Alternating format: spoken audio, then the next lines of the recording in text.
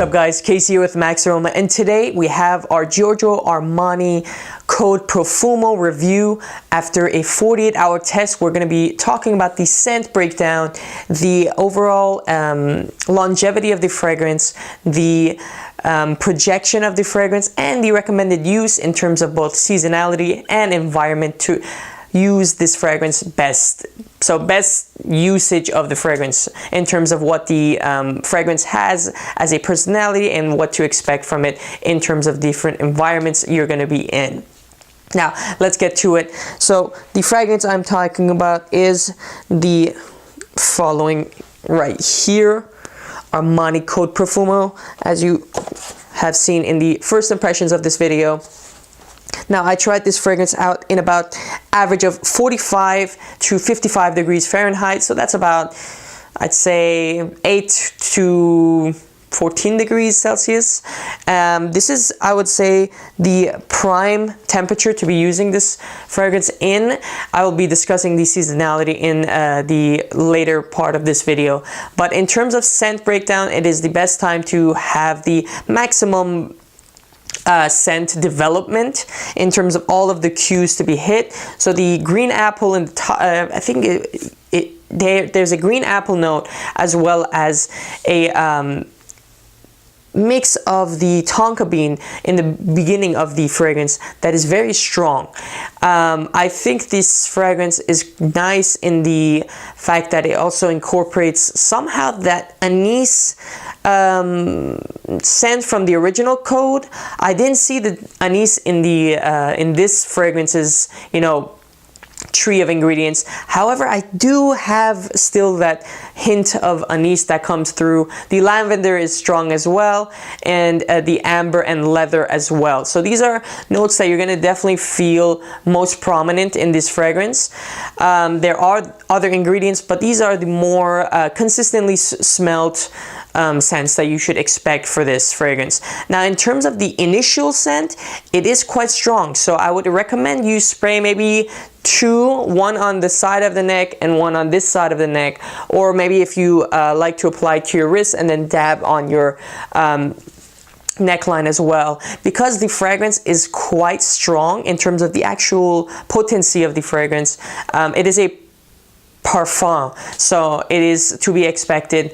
Now, also, another thing is that nose blind, you don't get nose blind as quick as I assumed, at least. So unlike many other fragrances that, you know, like the Bleu de Chanel or whatnot, you can easily get nose blind to it, so you won't be smelling it as often. This one you will. So it may cause you a little of headache if you do apply too much. So keep that in mind, because it did give me a headache at some point after applying 3 to 4 sprays all around my neckline. So something to definitely keep in mind, to just go easy on the sprayer.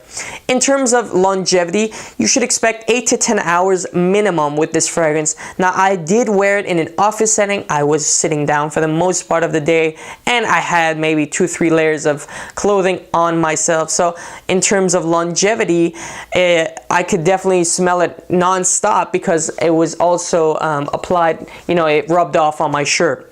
Now, in terms of maximum potential, I think this fragrance can be pushed to another 12 hours. So 10 to 12 hours, I think, would be the max longevity to be expected on this fragrance, which is decent for a parfum.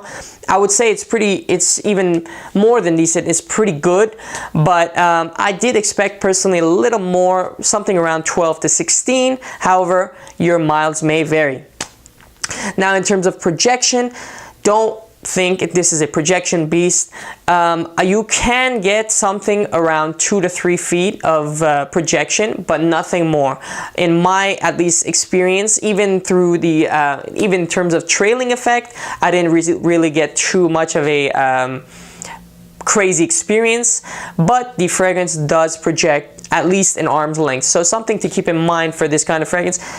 And this comes back to the kind of setting that you should expect to be wearing this fragrance, which is coming up to my next point. The recommended setting for this fragrance would probably be a date night, a classy bar, I would say. If you're in a more elegant, chic bar where it's, you know, suited attires, dress shirts, you know, dress pants, Oxfords, you know, that kind of attire, that kind of environment, then it's fine.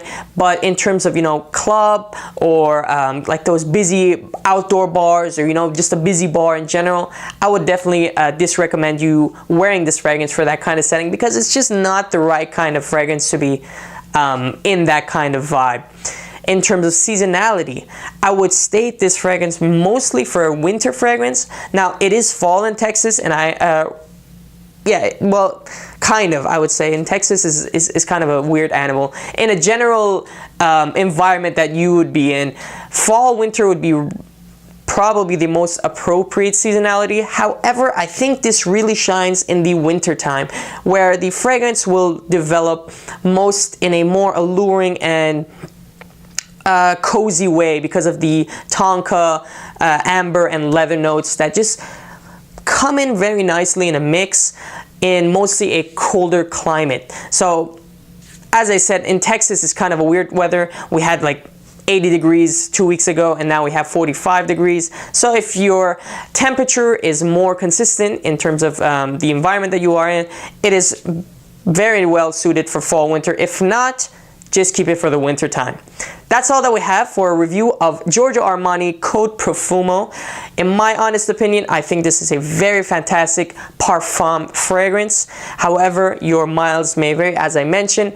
I would recommend you try this fragrance out, and let me know in the comment section what you think about this fragrance, if you have tried it before, or if you're thinking of trying it, or any kind of idea that you may have that you'd like to share. Definitely go and comment below. Thanks for watching, and we'll see you on next week. Let it go, make my body go, make our bodies higher and higher.